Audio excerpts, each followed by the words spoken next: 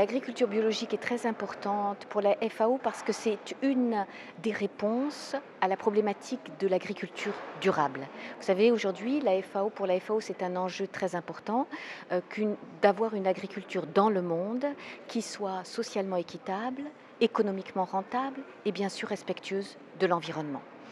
Et donc ici, la convention que nous venons de signer avec le club des entrepreneurs CBio est très importante. De façon très concrète, nous travaillons avec le ministère de l'Agriculture, de la Pêche maritime, du développement rural, des eaux et des forêts sur le développement des zones oasiennes et sur un développement intégré et participatif de ces zones oasiennes qui, vous le savez, ont des défis aujourd'hui très importants, font face à des défis aujourd'hui très importants.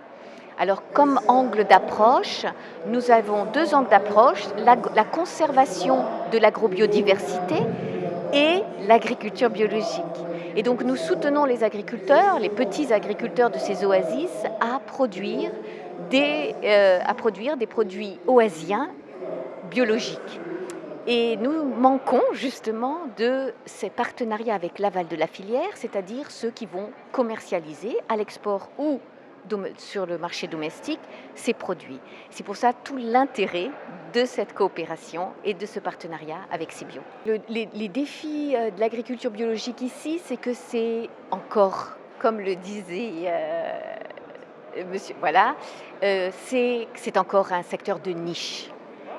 Alors c'est un secteur de niche et alors vous entendrez également, le problème c'est les produits bio sont chers, mais justement dès qu'on va commencer à avoir une croissance beaucoup plus forte de ce marché, les prix vont diminuer et donc il y aura une démocratisation de ce marché. On le voit dans les pays européens, il y a vraiment un élan qui n'est plus négligeable, qui n'est plus un marché de niche.